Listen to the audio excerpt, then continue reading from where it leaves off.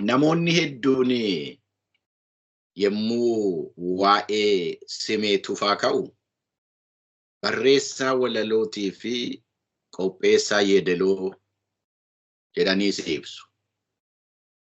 Simee Tufaa akkamitti of ibsa? Simee Tufaa maqaadhuma warri baasanii of ibsa Simee Tufaati.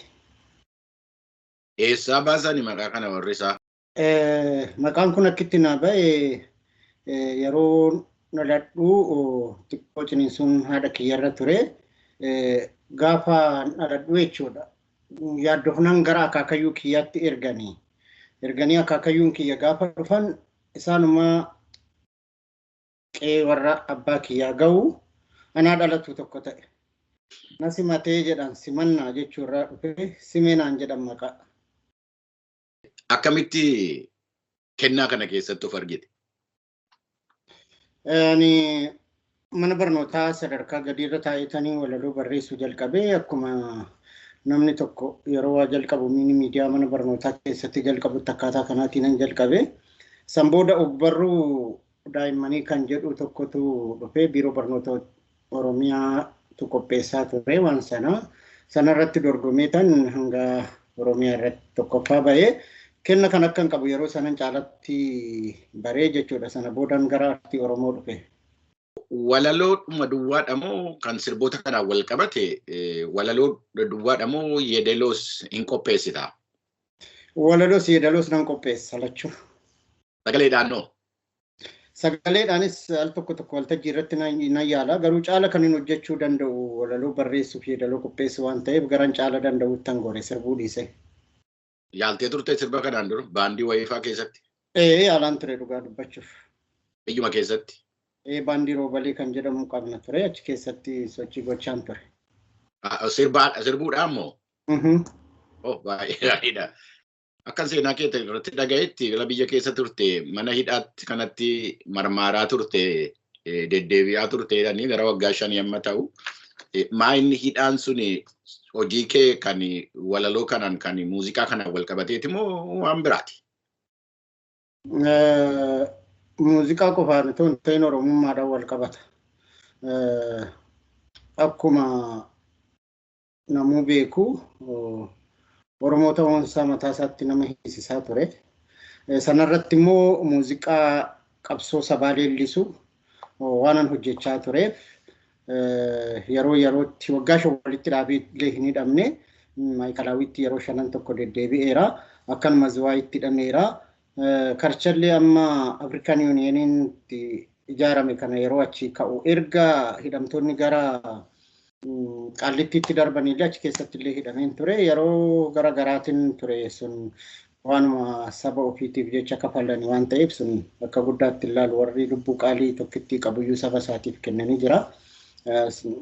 Baay'ee akka waan guddaatti ilaalu sana. Ala barreessitu kana yeedaloodhaatu lammanuu jiru hojjetta gaatiin qopheessita yeedaloon qopheessita walaloos hin barreessita. Yeedalootu dursa moo walalootu dursee sii dhufa? Sana dura wanti dhufutu jira yaada rimee waan irratti hojjettu. Yoo kan geerarsa yaadni isaa sii dhufe ta'e geerarsa kan barreessitu yoo ta'e akkamitti akka geeraramu yeedaloo sana faana yaadda.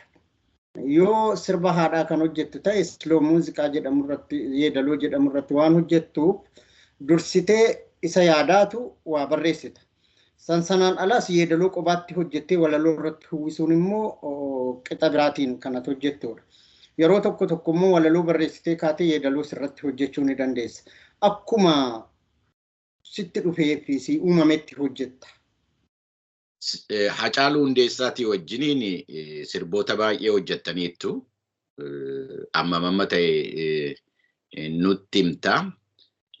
Isaan keessaa sirboota tokko kan Oromiyaa Tiyyaa, Adwaa, Aggaaroo sirboota jedhamu kana hojjettee. Yaada sirboottan kana akkan dhagahetti muummichi ministeeraa Itoophiyaa ammaasii fi Hacaaluu arganii yaada kanas ni kennamee kanarratti sirba qopheessaa tapha qopheessaa jedhaniitu isarratti hundaa'ee qopheessamee waan jedhu waan hin dhagaheedhaafan.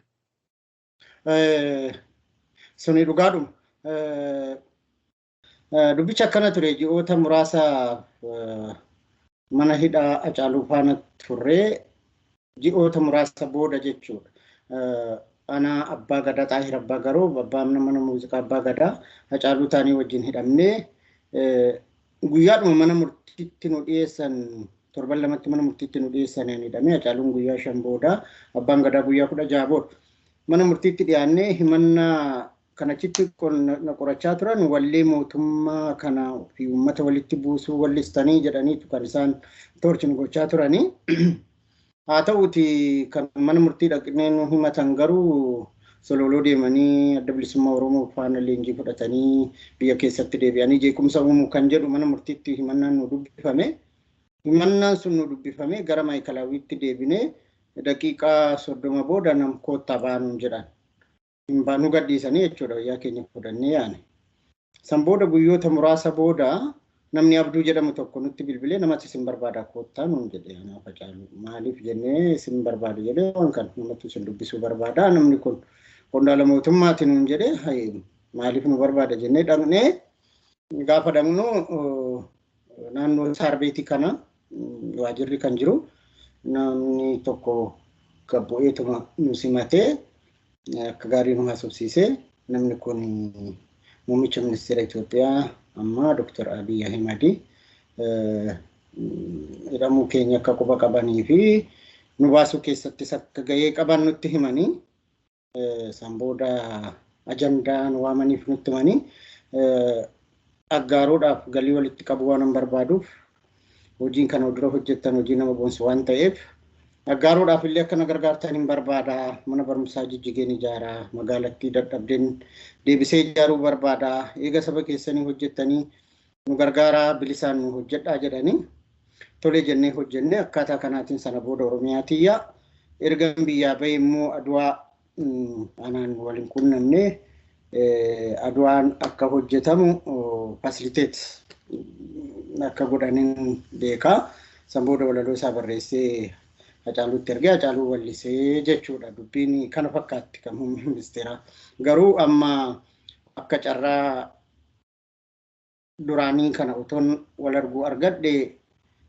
kabaja waan tan gaafadhutu jira sun maali yoo jette mucaa qaalii akkana jaallatanii fi kabajan kan walii wal beeknu Hacaaluun sirna isaan bulchanii fi biyya isaan bulchan keessatti du'ee gummaa maaliif dhabe jedhee toon carraa argadhe kabajaan gaafadhee natti tola. Akka badeen dhufne gibee nan jeesisu akka obseen teenye maata beekoo yaadduun kee nan teessisu sirba jedhu dhaloonni isin duraa tokko sirbee ture Xilahuun Gaseseetu sirbee dhaloonni Xilahuun Gasesee isa booddee immoo atii fi Hacaaluun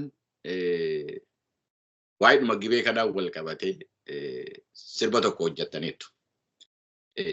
Deebii sirba sanaatii inni galaanni gibee guutee jedhu sun mee waa'ee sanatti midara. Jimma akkuma Oromiyaa hunda keessa jaalladhutti baay'ee biyya jaalladhuudha biyya Jimma kabajan qabaa fi hiriyoonni kiyya hedduun illee naannoo sana dhugaa dubbachuuf.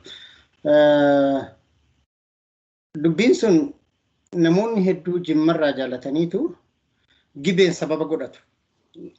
Akkamitti akka ceenu yoo gibeen guute akkamitti ce'uu waan akkanaatu jira nan ceesisu sun sirbaanis wal qabata sirnaanis wal qabata dhaloota waan hin danda'ama jedhee ce'u uumuu keessatti murteessaadha hin danda'amu wanti jedhamu hin jiru hin danda'ama galaanni gibee guutus daaktu bidiruun nama ceesisaa malli jiraa mucaa harmi jiraa dhaloota akkanatti yaadu uumuu keessatti sirba sana keessattis waa hedduutu achi keessa jira ergaasaa tokko tokkoon hiikuun barbaachisaa ta'uu baatullee akkuma dhaggeeffataan hiikkatetti haa hiikkatuuti hojii bareeda garuu yeroo gabaabduu keessatti hojjetamteedha hojii sana walaloo fi yeedaloosaa ani hojjedhullee Hacaaluun akka ajaa'ibaatti godhee wallisee walliiwwan dura hojjenne hunda caalayyuu akka gaariitti tolchee wallisee dhugaa dubbachuuf. Hacaaluudha amma ammaatti sirba walaloo ammam kennitee isa alattoo eenyu fa'i yaadattame? Walumaa galatti artistii beekamoo Oromoo keessaa kan hin hojjetiniif Alii Birraati. Alii Birraatiif hin hojjennu. Kan kanaan alaa Taddaleedhaaf hojjedhee, Qamariif hojjedhee, Nyaataa wallistoota hedduudhaaf hojjedheera. Saaliyaa warri hojjetaniif hin jiru. Qofaaf hin hojjennu wallistoota beekamoo keessaa kan inni jedhu. Yoon baasiin sitti hima jedhee yeroon gabnu kun gabaabduu waan ta'eef hin geessu.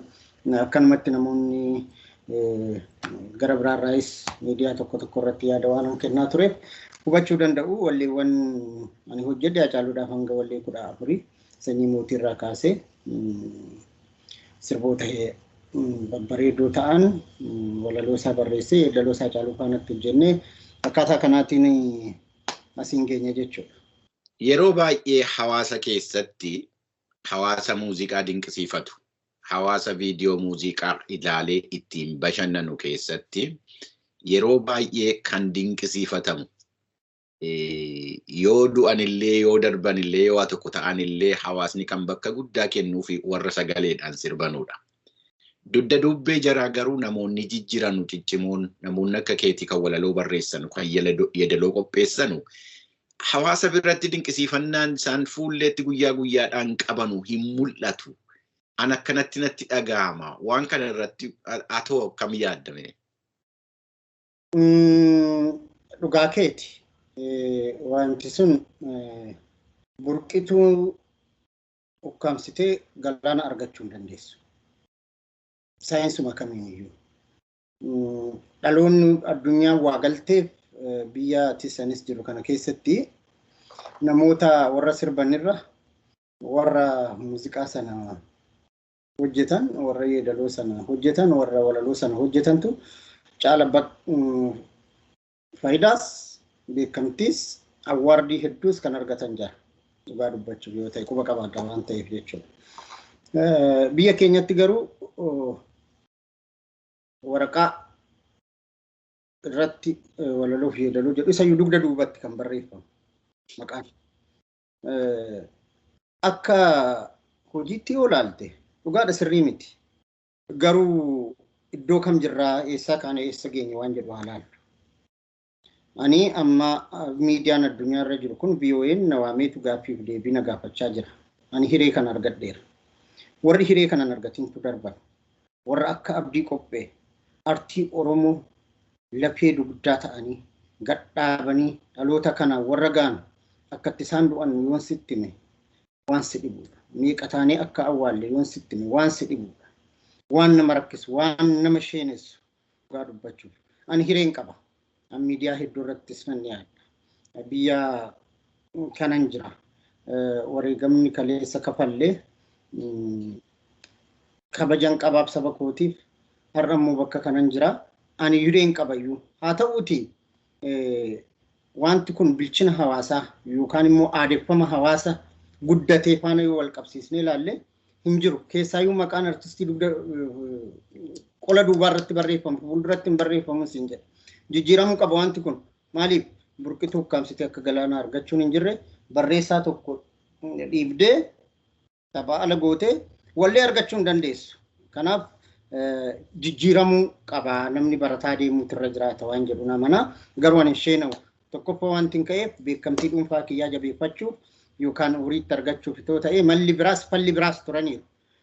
Afaan waraabessi marsee jaarraadhaaf itti roorrifame kana ol kaafnee afaan saba kanaa sadarkaa tokko amma narraa eegamu tokko gara fuulduraatti butuu kaayyoo godhadheetani malee beekamtiis barbaacha miti. Yoon beekame nan jibba jechuu miti. Yoon duroome nan jibba jechuu miti. Garuu kaayyoon koo fi inni jalqaba ka'eef afaan kana artii aadaa seenaa Oromoo kana gara fuulduraatti amma narraa eegamu fuulduratti butuufan ka'e kaayyoon koo sanaa siin jechuu barbaadeen. Akkanatti himtetti 400 olii walaloo kan qopheessite qabda. Kuni waan salphaa miti.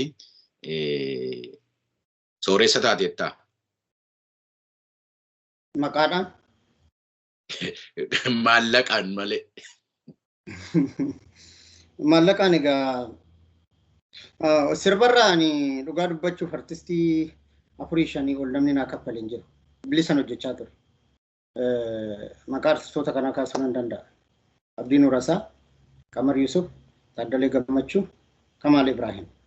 Warri naa kaffalan warra kana. Isaan kan gumaachan saba kiyyaa godheedha. Hojiiwwan hafan hundi malee maallaqatti gurguradhee itti argadhee miti. In fact Saaliyaanis naa kaffalaa turte kan hin raanfanne keessaa. Namoonni biyya alaa turan si kaffaluu danda'an warra kana turan isaan naa kaffalaniiru. Kan biraa garuu an kaffaltiidhaan hin hojjenne. Hacaaluu irraa immoo an kaffaltiin barbaadu. Hacaaluun obboleessa kiyyasi waliin karaa jalqabne itoo karaan galman ga'iin na biraa kun.